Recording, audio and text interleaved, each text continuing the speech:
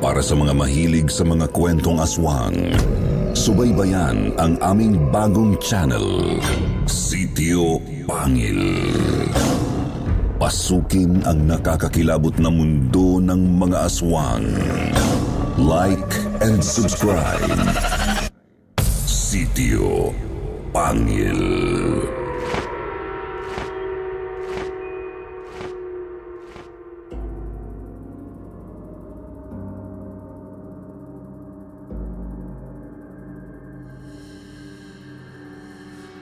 Welcome to Sitio Bangungot. Ang channel na maghahatid sa inyo ng mga kwentong kababalaghang mula sa mga totoong tao na nagpadala ng kanya-kanya nilang mga tunay na karanasan. Mula sa multo, mangkukulam, mga engkanto at iba pa. Siguradong titindig ang inyong mga balahibo sa aming mga istorya. Narito pong muli ang inyong lingkod upang basahin ang kwentong ipinadala ng ating letter sender para sa araw na ito. Itago na lang natin sa pangalang Vivian. Ano nga ba ang gagawin mo kung ang negosyong akala mo'y mag-aangat sa iyo ay isa palang maghahatid sa inyo ng panibagong pasakit? Yan ang kwentong tutunghayan natin sa araw na ito. Kaya man huwag na natin itong patagalin pa. Pakinggan na natin ang kanyang kwento.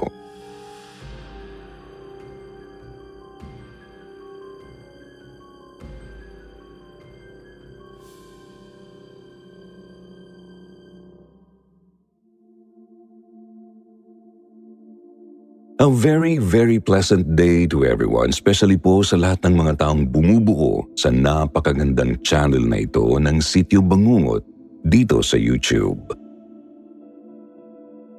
Call me Vivian, Sir Jupiter. 35 years old, sumusulat mula po dito sa Rizal. Mula po nang ikasal ako sa boyfriend kong si Eric na business-minded, mga 8 years ago na rin po ang nakakalipas. Feeling ko nahawa na rin ako sa pagiging madiskarte niya. Kaya nga po kung ano-anong maliliit na negosyo na rin ang sinubukan kong pasukin na thankfully ay naging successful naman. Hanggang sa isang beses, isang family friend po ang nag-alok sa akin ng isang pasalo business. Isang surplus store yun na karamihan po ay mga imported furnitures na maganda naman ang kitaan. Pero kinakailangan lang daw talagang bitiwan ng may-ari dahil magmamigrate na siya sa ibang bansa, kasama ang 2 anak at mga apo niya. Eksakto naman po dahil that time, nagbabalak na rin talaga akong pumasok sa mas malalaking business venture. Kaya mabilis lang po ang naging pag-uusap namin at napasa akin agad yung surplus store pagkatapos naming magkabayaran. Anyway, sa mga unang buwan pa lang ng pamamalakad ko dun sa surplus store, nakita ko na po agad kung gaano yun kalakas. Although hindi naman na po yun gaanong nakakapagtaka kasi maganda talaga yung location ng store. Bukod pa po sa marami na rin talaga yung suki. Kahit nga po ang mister ko, bumilib sa akin that time. Kasi nga wala pang 1 year ay halos mababawi na talaga namin agad yung capital na ginamit ko sa pagbili ng business na yon. Kaya lang Sir Jupiter, medyo magulo itong susunod kong sasabihin. Pero hindi ko talaga alam kung bakit kahit na ganun nga kalakas yung business na yun, medyo hindi talaga okay ang vibes ko doon. Noong una akala ko, dala lang ng takot ko sa first time kong pagsabak sa ganung kalaking business venture. Pero eventually, narealize kong hindi naman po pala yun ang dahilan. Actually, nagsimula akong maisip na may something talaga sa store namin dahil sa tuwing pupunta ako doon, bigla na lang po talagang bibigat ang pakiramdam ko.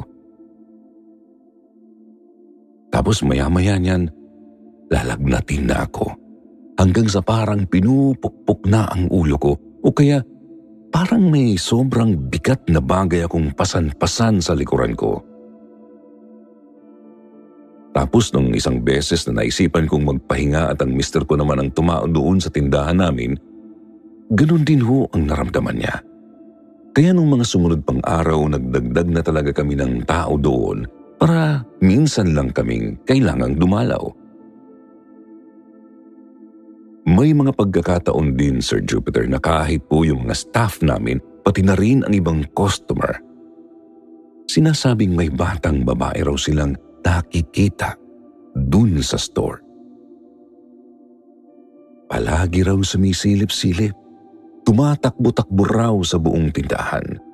Tapos kung minsan, naririnig nilang humahagikik. Hindi ko lang talaga magawang bitiwan yung store kasi sobrang ganda talaga ng pasok ng pera doon. Kahit na medyo nagsisimula na po talagang maging creepy ang mga pangyayari. Ipinagsawalang bahala ko na lang yun. Hindi naman kasi kako nananakit yung multo. Kung totoo ngang may multo doon. Sa totoo lang, parang naawa pa nga kaming mag-asawa dun sa sinasabi nilang batang multo. Kasi baka kako, naghahanap lang siya ng kalinga ng magulang. Masyado talaga kasi kaming sensitive ng mister ko pagdating sa mga bata. Kasi matagal na rin naming sinusubukang magkaanak, kaya lang po ay hindi pa kami nabibiyayaan. Medyo weird sigurong pakinggan, pero pinangalanan pa nga namin yung multong yun eh. We call her Angel. Dahil siya naman ang anghel na nagbabantay sa business namin at sa palagay talaga namin ay isang nagbibigay din ng swerte doon. May mga times na umabot ako sa puntong sinusubukan kong makipag-communicate sa kanya. At hindi po kayo maniniwala. Nagre-respond kasi siya sa akin sa pamamagitan ng small movements. Tulad ng pagpapagalaw ng gamit, biglang paghagikik o kaya sa pamamagitan ng malamig na ihip ng hangin. Kung minsan, nakakarinig din ako ng footsteps niya at nararamdaman ko ring hinahaplos niya ang balat ko. Aaminin ko, nakakatakot talaga yun nung una, pero nung nasanay na ako, parang wala na lang sa akin. Feeling nga naming mag-asawa, parang anak na talaga namin si Angel eh. Very smooth ang flow ng buhay namin during that time, Sir Jupiter. Kahit na hindi pa rin talaga nawala yung parang palaging pagkakadrain ng energy namin sa tuwing kaming mag-asawa ang tatao sa store. But everything went really, really wrong, Sir Jupiter. Ng isang araw, bigla na lang dumating ang brother ko na itago na lang natin sa pangalang Kuya Victor, kasama ang 9 na taong gulang na anak niyang babae na si Honey. Binaha po ang tinutuluyan nilang apartment noon sa Valenzuela, kaya kinailangan nilang umalis doon. Yun nga lang, eksaktong kae-endo lang po ni Kuya Victor noon sa trabaho. Kaya wala silang kapera-pera that time para makapag-down sa panibagong apartment. Kaya napilitan po siyang sa akin na lang tumakbo kahit na nahihiya daw siya. Inassure naman namin ni Eric sa kanya na walang nakakahiya doon. Si Eric pa nga ang nag-offer sa kanya na doon na lang siya sa itaas ng store namin tumira. Total nang bilhin namin yung tindahang yun ay kasama na talaga sa binayaran namin yung upper part noon na balak sana namin gawing staff house. Kaya lang po sa ngayon ay may mga nakatambak pang gamit. Hindi lang yun, si Eric din po ang nagsuggest na kay Kuya Victor na lang namin ipamanage yung surplus store. Total ay binabalak naman talaga naming maghanap ng manager. Naging sobrang laking tulong po ni Kuya Victor sa tindahan. Lalong lumakas ang sales namin kasi magaling din talaga si Kuya sa pakikipagsalamuha sa tao. Yun kasi talagang forte niya. Sales agent kasi siya noon sa isang car dealership company kaya talagang maboka si Kuya. Yun talaga yung mga panahong sobrang lakas ng store namin. Kaya lang, nagsimula pong magkaroon ng problema.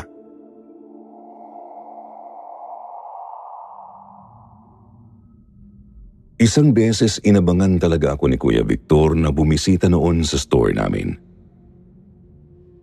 Sabi niya agad sa akin nung magkita kami gusto niya raw akong makausap. Tinanong niya ako ng direkta kung may nararamdaman na raw ba talaga kami sa tindahang yun noon pa o sila lang talagang mag-ama ang nakakapansin noon. Hindi naman po ako nagsinungaling sa kanya at inamin ko ang tungkol kay Angel. Sabi ko kay Kuya, harmless naman kako yung multong yon. Hindi naman nananakit. Siguro sadya lang talagang mabigat sa pakiramdam kapag may kaluluwa sa paligid. Pero iba po ang sinasabi ng pamangkin kong si Honey, Sir Jupiter. Sabi raw po kasi nito, hindi naman daw po bata ang nakikita niya dun sa store, kundi isang matandang kulubot na palaging galit at palaging nanggugulo. Para daw po itong isang sinaunang taong galit na galit sa mundo at gusto niyang may makasama sa pagiging miserable niya dahil hindi siya makaakyat sa langit sa hindi po malamang dahilan. Nagulat talaga ako nang sabihin sa akin yun ni Kuya. Tinanong ko siya kung paano nalaman ni Honey ang mga bagay na yun. At doon na po niya sinabi sa akin na bata pa lang daw po si Honey, bukas na raw po talaga ang third eye nito. Nalaman daw po ni Honey ang mga impormasyong yun tungkol sa matandang multo dahil na rin po sa ibang mga kaluluwa na gumagala-gala doon sa store namin na lahat daw po ay ikinulong lang din doon ng matanda. Mga kaluluwang kadikit ng mga antigo at pre-loved furnitures doon na hindi na raw po magawang umalis dahil ayaw daw pong maiwang mag-isa ng matandang yun. Grabe! Sobra po talaga ang naging kilabot ko nang marinig ko mismong sinabi yun ng pamangkin ko. Kahit po si Eric na alarma. Bigla naming naalala yung mga times na itinuturing pa naming anak at tinatawag naming Angel ang multong yon, tapos hindi na pala namin alam ay gusto na kaming saktan nito. Kaya pala palagi na lang kaming may iniindang sakit. Halos nagsasalit-salita na nga lang po kami ni Eric ng trangkaso. Dahil tuloy doon, Sir Jupiter, nagpatawag po kami ng pari at sa lalong madaling panahon ay pinabindisyonan po namin yung property namin, lalong-lalo na yung bandang tindahan. Pati nga po mga gamit, Sir Jupiter, isa-isan din naming pinadasalan noon. Akala po kasi namin matatapos na po doon ng lahat. Pero doon po pala kami nagkakamali.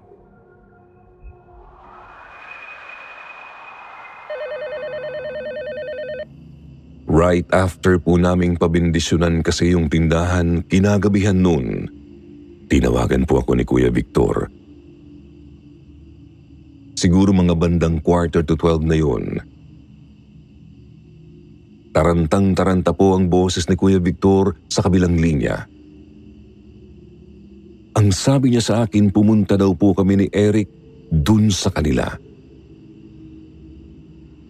May nangyayari daw pong kakaiba sa anak niya. Doon pa lang, parang natuyo na po lahat ng dugo ko sa katawan.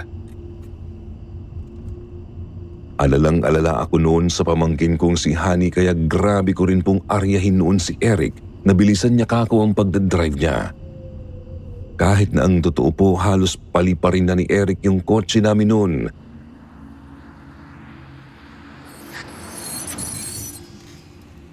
In less than 15 minutes, Sir Jupiter, nakarating agad kami kina Kuya.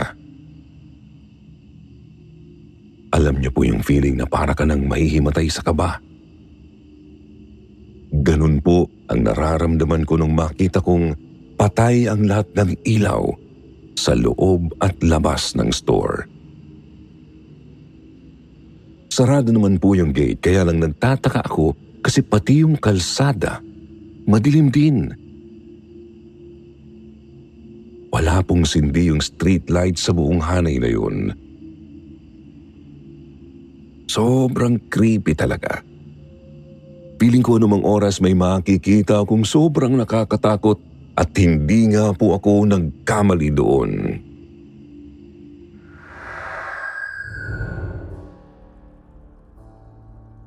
Sir Jupiter, pagtingala ko po kasi dun sa bintana sa itaas ng store kung saan tumutuloy sina Kuya, nakita ko po ang pamangking kong si Honey doon. Nakasilip siya sa amin. Halatang takot na takot. Habang sa likod niya po ay may nakatayong isang matandang-matanda ng babaeng walang suot na kahit na ano. Kaya kitang-kita rin po yung pagiging kulubot at laylay ng maputla niyang balat.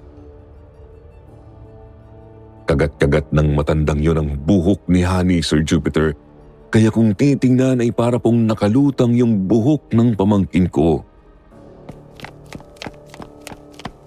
Dali-dali na po kaming pumasok noon ni Eric sa loob at naabutan namin si Kuya Victor na nakahandusay sa sahig. Sir Jupiter, naabutan niya pala kasi si Honey na lumulutang kanina sa ere habang natutulog.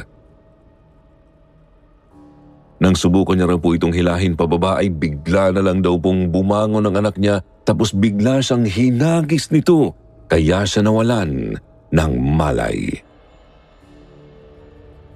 Mabuti na lang po at bago mangyari yun, nagawa niya akong tawagan. Tapos po, Sir Jupiter, habang nag-uusap kami ni Kuya Victor noon, bigla na lang naming nakitang bumukas yung bintana ng kwarto nila kung nasaan si Honey. Pero bago pa man kami makapasok ni Eric noon sa pinto, bigla na lang yung sumara. Pagkatapos po ay nakarinig kami ng isang malakas na hiyaw mula sa pamangkin ko. Dinig na dinig namin, Sir Jupiter, na may malalakas na kalabog dun sa loob ng kwarto.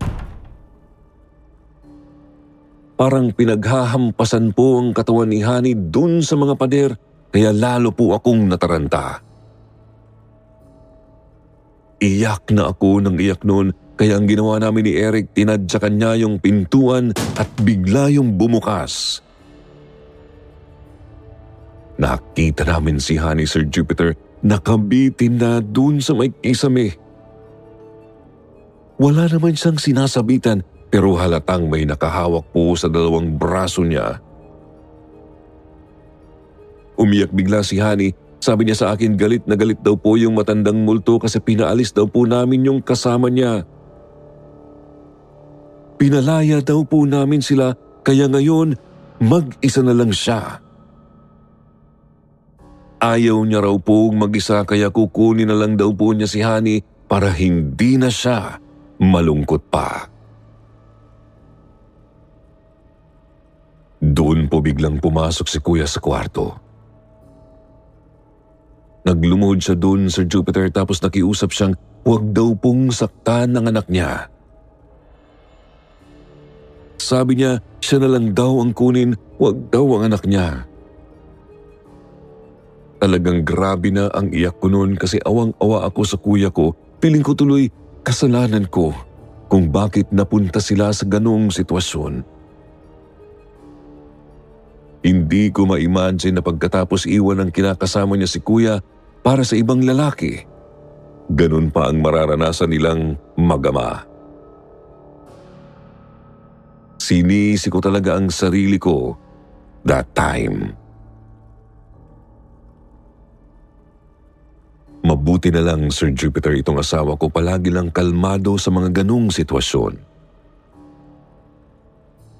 Kanina pa pala niya tinawagan yung paring nagbindisyon sa store. Tapos pinabalik niya po ito. Pagdating pa lang ng pari, Sir Jupiter, talagang nag-angatan na yung mga gamit sa paligid. Parang lalo talagang nagalit. Kitang-kita namin yun dahil kulang na lang magdikit na yung dalawang kilay ni Honey habang nakatitig ng sobrang sama sa pari. Biglang sumigaw si Father. Sabi niya tigilan na raw ng kaluluwa ang bata. Wala raw po itong karapatan kay Honey dahil si Honey daw po anak ng Diyos. Marami pong sinabing biblical words si Father at halatang effective po yun dahil naririndi yung kaluluwang nanggugulo sa amin. Takip-takip po ni Honey ang mga tenga niya. Sigaw siya ng sigaw pero alam naming yung matandang kaluluwang yun ang gumagawa noon. Ipinagpatuloy po ng pari yung ginagawa niya, Sir Jupiter, habang halos paliguan niya na ng holy water ang nakalutang pa rin po sa ere na katawan ni Honey. Hanggang sa maya-maya po, unti-unting humina ang mga sigaw nito. Halatang bumabagsak na rin ang katawan ng bata hanggang sa tuluyan na po itong bumagsak sa sahig. Sir Jupiter, itinakbo po namin sina Kuya at Honey sa ospital pagkatapos ng nangyari. Nagpalusot na lang po kami na pinasok sila ng hindi nakikilalang masasamang loob kaya sila nasaktan. Kasi hindi namin alam kung may maniniwala po ba sa sasabihin namin. Mabuti na lang po at slight physical injuries lang talaga ang natamo ng mag-ama.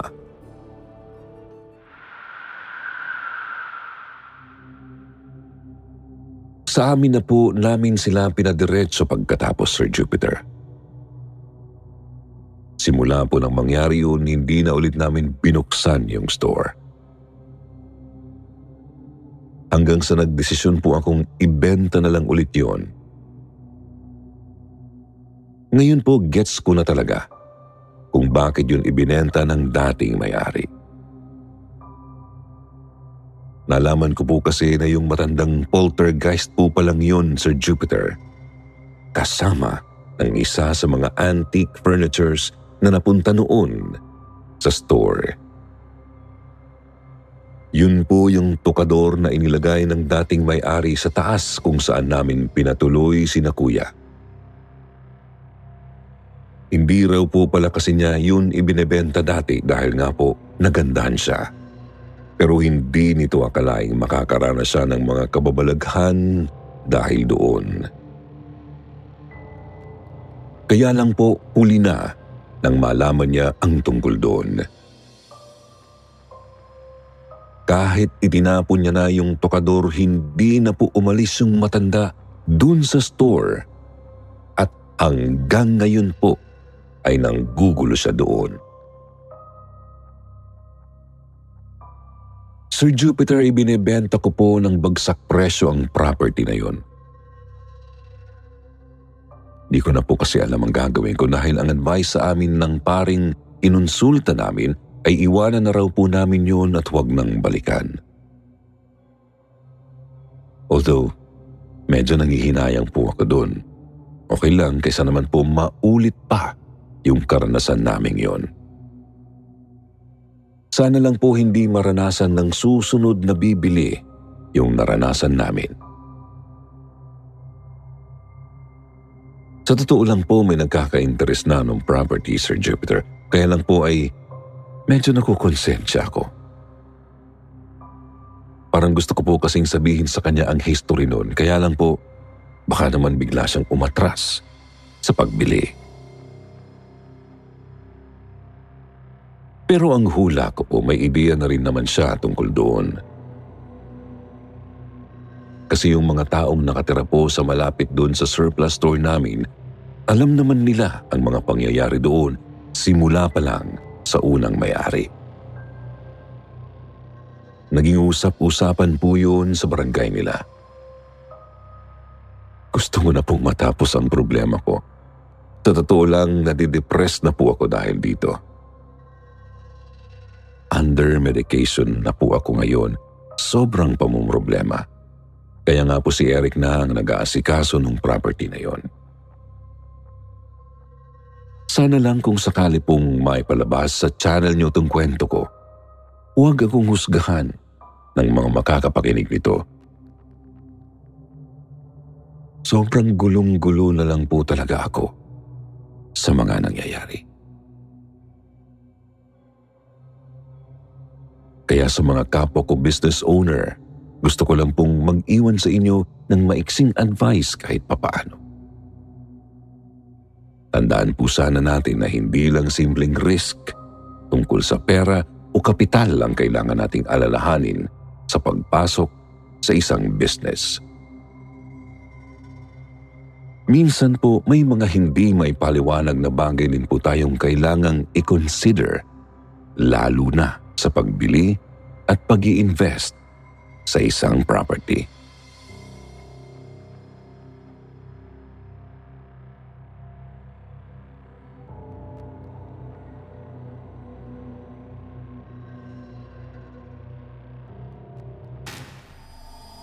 At ngayon naman, pakinggan natin ang isa pang nakakapanindig balahibong kwento na marahil ang iba sa inyo ay hindi pa naririnig.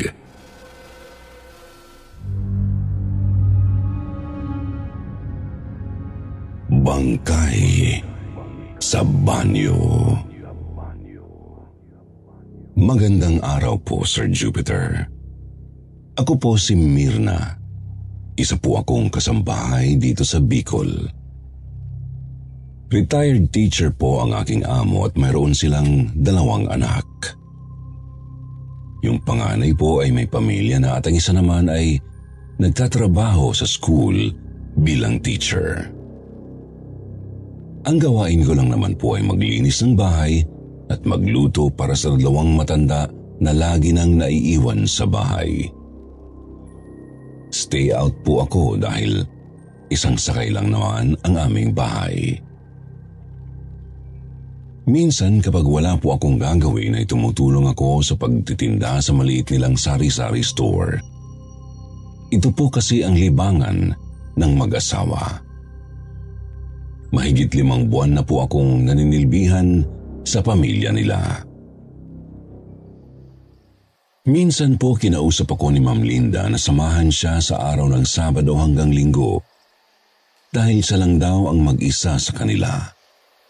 Pupunta raw kasi ang asawa niya at bunsong anak sa Manila dahil nag-a-apply ang anak nila pa-abroad. Wala naman po akong inaasikaso sa bahay namin dahil malalaki na ang mga anak namin kaya pumayag ako. Yun lang po ang first time na matutulog ako sa bahay nila. Bungalow style ang bahay nila at may 2 kwarto. Sa sala lang ako natulog. May mahabang sofa doon na kasya naman ako. Hindi na ako pumayag na sa kabilang kwarto matulog dahil palagi akong nagsi-CR tuwing gabi. Mababaw kasi akong matulog. Kaya sa sala na lang ako pumuesto. Gabi ng Sabado, nakahiga na ako at nagpapaantok. Nakarinig ako ng nagbubukas ng pinto ng kwarto. Hinayaan ko lang ito dahil inisip ko na baka si Ma'am ang lumabas. Ugali ko kasing nagtatalokbong kapag natutulog. Inaantay ko ang yabag niya na tatapat sa akin. Pero wala namang dumaan. Kaya napaisip ako, baka sumilip lang para tingnan kung tulog na ako. Kaya hinayaan ko na lang yun at nagpaantok ulit. Napipikit na ako nang biglang magsara ang pinto na para bang ibinagsak ito ng malakas. Nagulat pa ako at biglang napabangon. Pero nang tingnan ko, wala namang tao. Sinilip ko pa ang 2 kwarto pero nakasara naman ang pinto.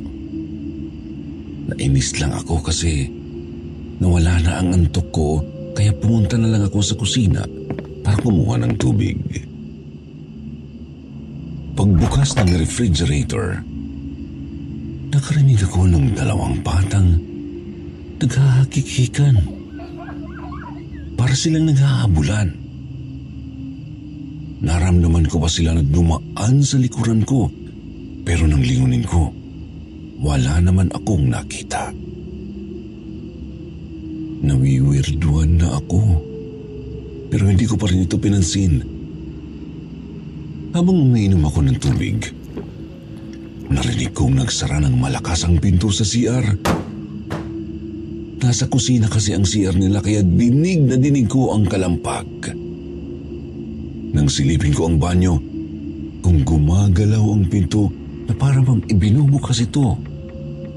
Pero inisip ko na baka hangin lang yun. Napatakbo na lang ako sa sofa nang bigla itong magsara. Nahiga ako at nagtalokbong. Maya-maya nakarinig ako ng tawanan ng 2 batang babae.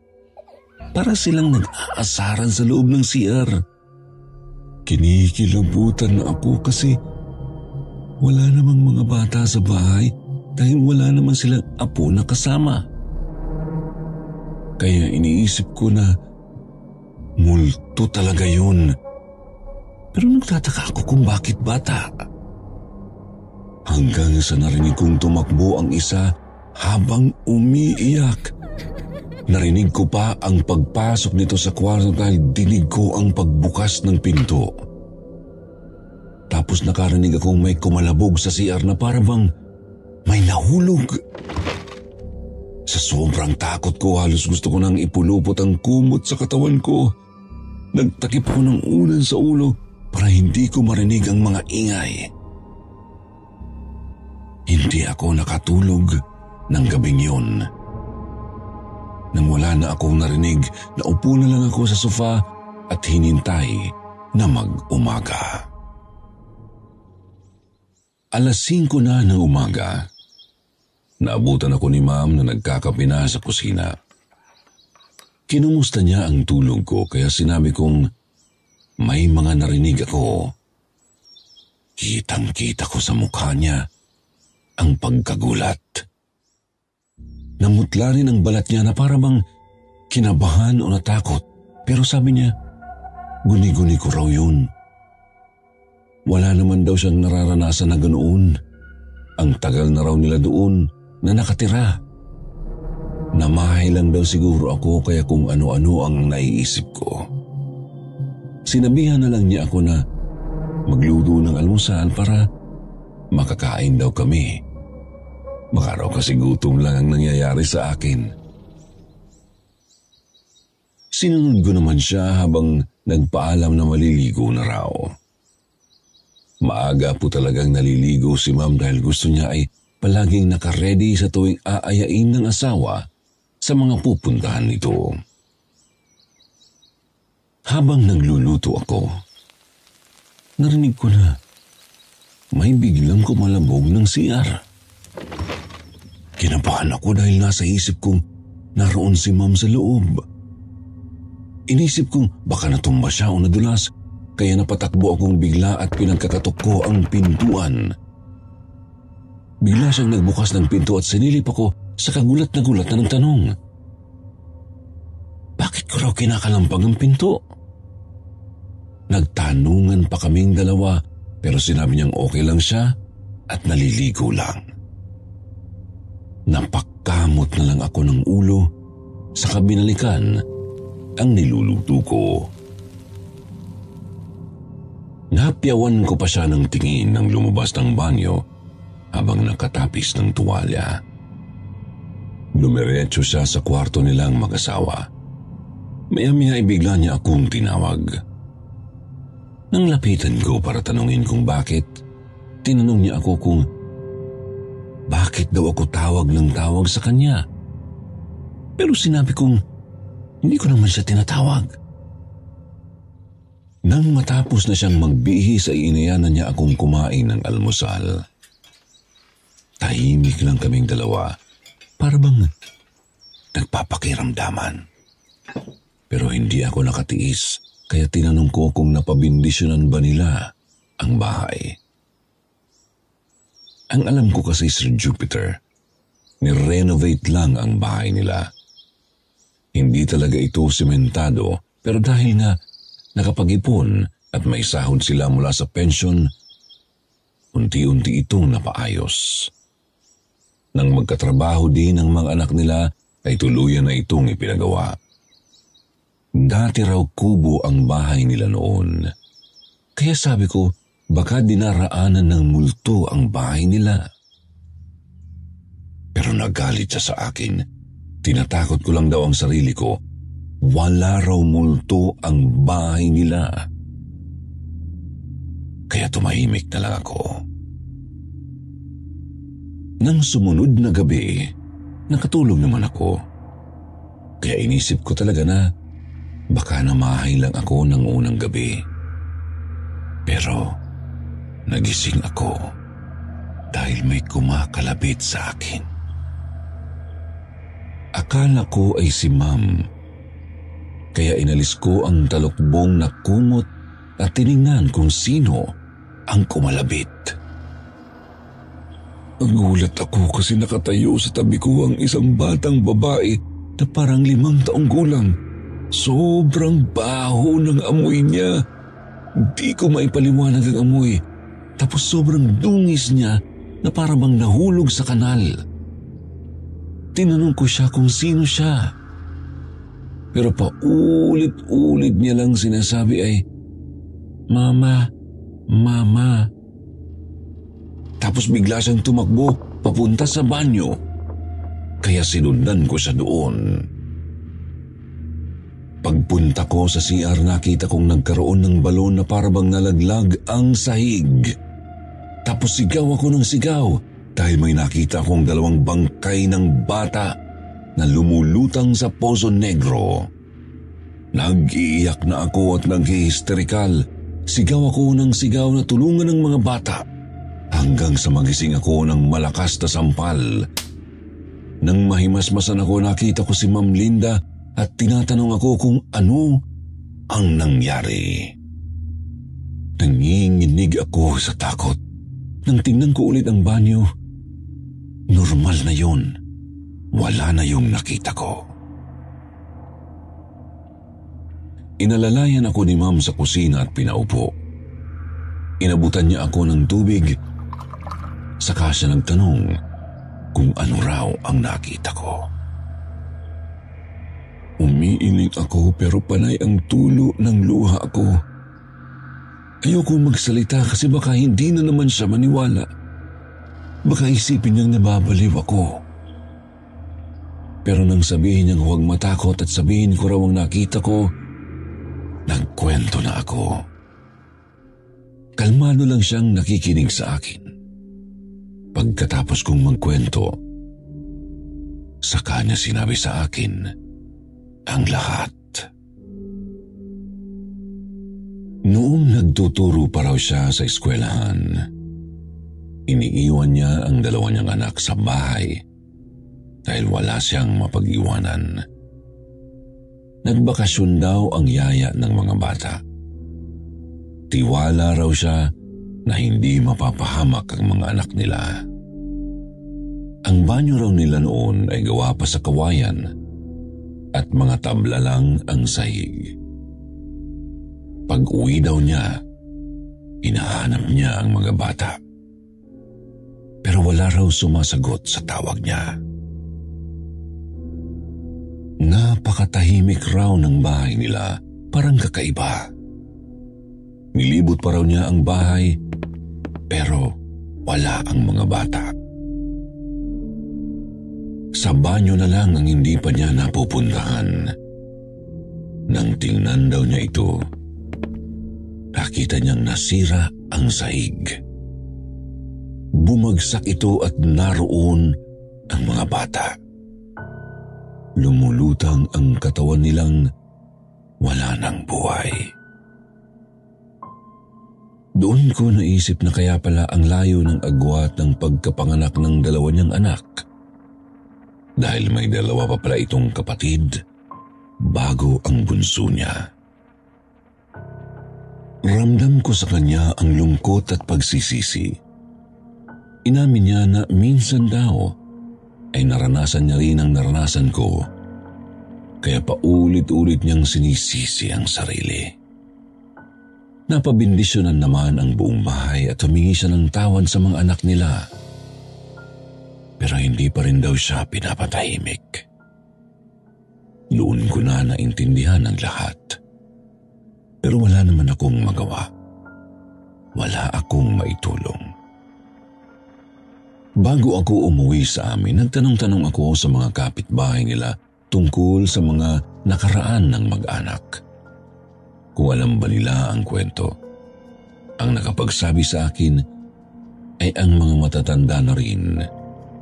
Totoo nga palang namatayan sila ng 2 anak dahil nahulog sa banyo.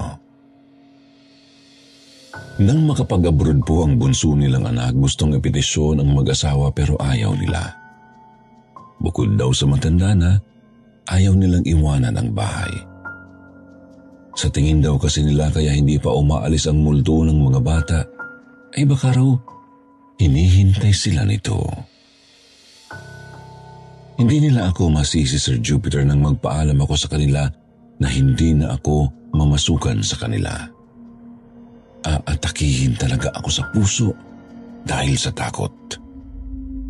Pero nung umalis po ako, balita ko, hindi raw po sila kumuha ng ibang kasama sa bahay. Lumipat na lang sa kanila ang panganay nilang anak kasama ang mga apo dahil nakipaghiwalay po sa asawa.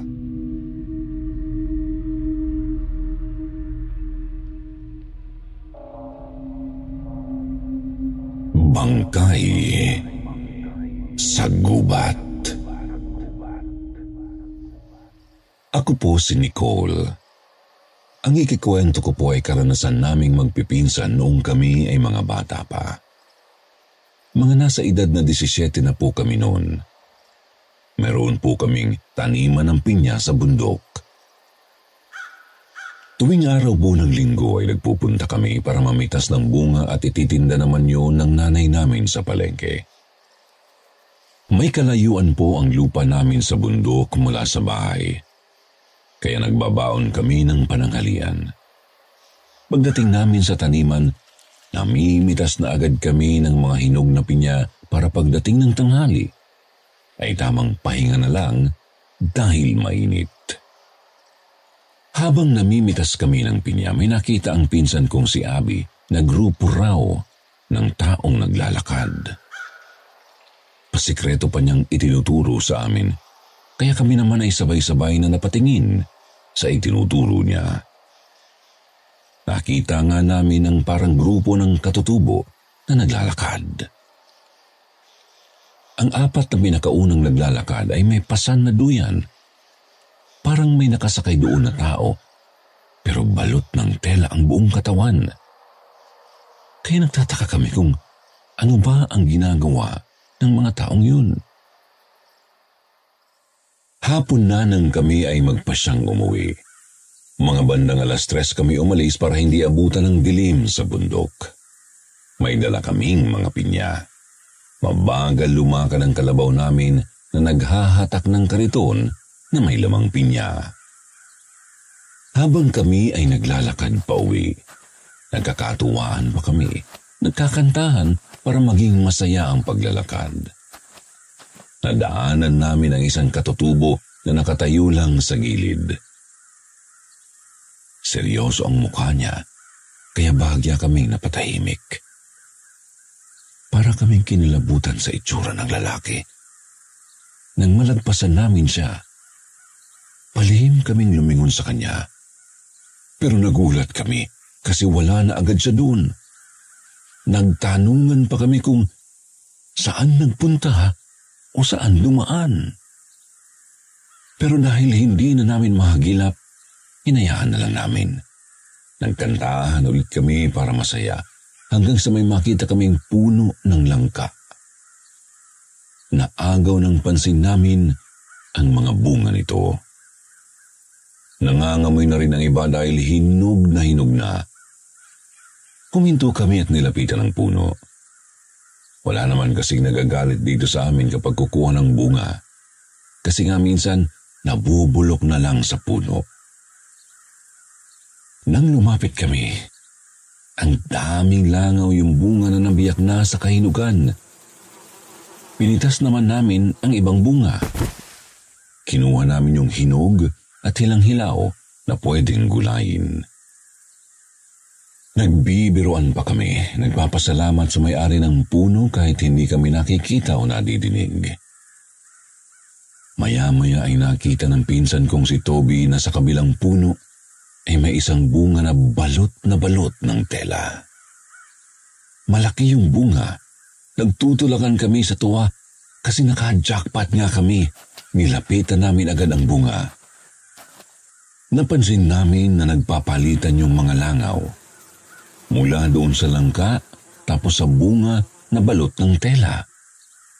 Nagtatawanan kami kasi sabi namin ay hinog na rin ang bunga ng punong yun. Hindi namin kilala ang puno. Basta malaki yun at maraming sanga, malalapad din ang dahon. Naghuhulaan pa kami sa kung ano ang itsura ng bunga nun. Naglabas agad si Toby ng kutsilyo para tanggalin ang tela na bumabalot. Dahan-dahan pa si Toby kasi nagbibiro pa siya na hulaan daw namin kung anong bunga yun kasi ang laki-laki. Nang mabutas na ni Toby ang tela, lahat kami ay namutla dahil sa pagkabigla. Nang lumaylay ang paa ng tao. Hindi kami makasigaw dahil sa takot hanggang sa magkanya-kanya kami ng takbo. Nagkahiwa-hiwalay kami ng daan. Takbo ako ng takbo hanggang sa mapansin kong parang nakabalik lang ako sa puno. Napahinto ako at tiningnan pa ang puno para tiyakin kung yun nga. Nakita ko ang bangkay na nakasabit sa puno. Nakalaylay na rin ang isang kamay noon dahil mas lumaki pa ang butas ng tela. Panay ako sigaw at halos hindi makatakbo. Sigaw ako ng sigaw ng tulong sa kanila. Tinatawag ko sila at tinatanong kung nasaan na ba sila. Narinig ko si Toby na sumagot sa akin sa bandang kanan ko.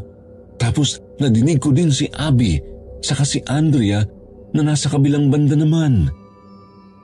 Hindi ko alam kung sino ang pupuntahan ko. Nang marinig ko ulit ang boses ni Toby na tinatawag ako, nalaman kong mas malapit ang kinaroroonan niya sa akin, kaya siya ang pinuntahan ko. Pero nakita ko sa bandang unahan yung lalaking katutubo na nakatingin sa akin. Sa takot ko sa kanya, tumakbo ako kina Abby kahit malayo sila sa akin. Pero napansin kong parang papalayo lang ako ng papalayo sa kanila. Tapos hindi ko mabalikan yung kalabaw namin. Ang alam ko ay malapit lang yun, pero nagtataka ako, parang naliligaw na ako. Naririnig ko naman ang mga pinsan ko na tinatawag ako, pero hindi ko sila mapuntahan. Hanggang sa makailang ulit kong mabalikan yung bangkay na nakasabit sa puno, para na akong mauubusan ng lakas kasi kada balik ko sa bangkay, parang lumalawit na lahat ng parte ng katawan niya. Sa takot na makita ang mukha niyang lumawit, napaiyak na ako na kinausap ang bangkay. Humingi ako ng tawad sa paggambala sa kanya at nangakong hindi na sisirain ang balot niya. Nang maisip kong naliligaw ako, binaliktad ko ang suot kong damit. Saka ako tumakbo ulit. Nakita ko pa sa bandang unahan ko yung katutubo na parang kumakaway sa akin. Hindi na ako nag-isip, pinuntahan ko siya. Pero napansin ko na para siyang lumalayo kapag lumalapit ako. Naiiyak na talaga ako at tinatawag ko na lahat ng santo para lang makabalik. Hanggang sa mawala na yung lalaki. Pero pagdating ko sa bungad, nakita ko na ang mga pinsan ko na nakasakay sa kariton at si Toby naman ay nakasakay sa kalabaw. Sinesenyasan nila ako na bilisan ko raw. Pagdating ko, ay tinanong nila ako kung bakit daw ang tagal ko. Tawag daw sila ng tawag sa akin pero hindi raw ako sumasagot. Hindi na ako nakapagkwento. Sinabihan ko na lang sila na bilisan sa pagpapatakbo sa kalabaw para makaalis na kami sa lugar. Habang nasa daan, nagkakwentuhan kami sa nangyari.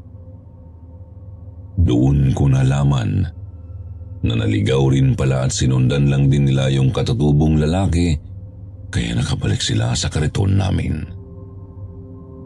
Halos pare-pareho kami ng naging karanasan ng araw na yon. Pag-uwi namin, ikinuwento namin yun sa mga magulang namin.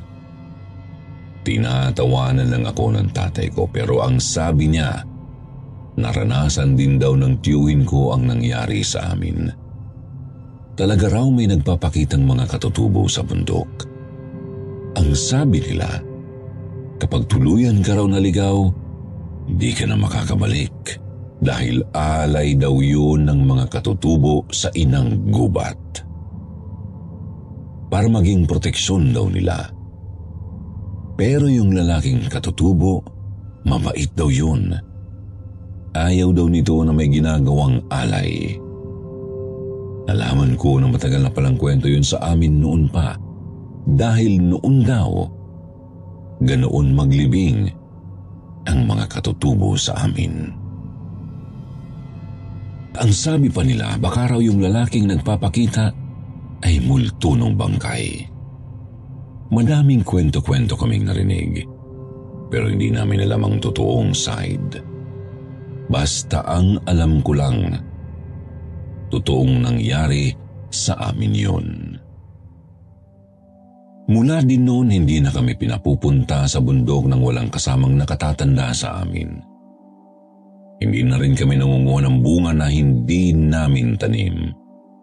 Kasi naisip namin, baka mamaya sa susunod hindi na nga kami makabalik at tuluyan na kaming maligaw para gawing alay sa gubat.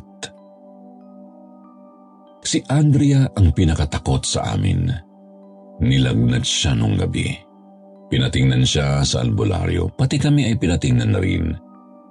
Ang sabi pa ng albularyo, naramdaman pa raw niya ang presensya ng multo ng lalaki. Di daw niya alam kung sinamahan kami hanggang makabalik o baka may iba pang pakay. Kasi gabi na raw ay nasa labas pa ng bahay namin at nakamasid sa amin. Doon kami sobrang natakot. Kaya itinaboy ng albularyo ang multo at binigyan kami ng proteksyon para hindi nagambalain. Binawalan din kaming pumunta muna ng bundok ng ilang linggo. Hindi talaga namin ito makalimutan, Sir Jupiter, hanggang ngayon na may pamilya na kami. Kapag tinatanong ako ng mga anak ko, kinikwento ko talaga sa kanila. Hindi para takutin, kundi para ibigay ang aral na respetuhin ang lahat ng nilalang na naninirahan din sa mundo.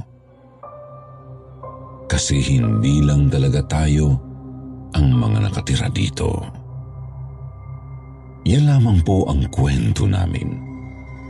Maraming salamat po sa inyong pagbabasa. God bless po sa ating lahat.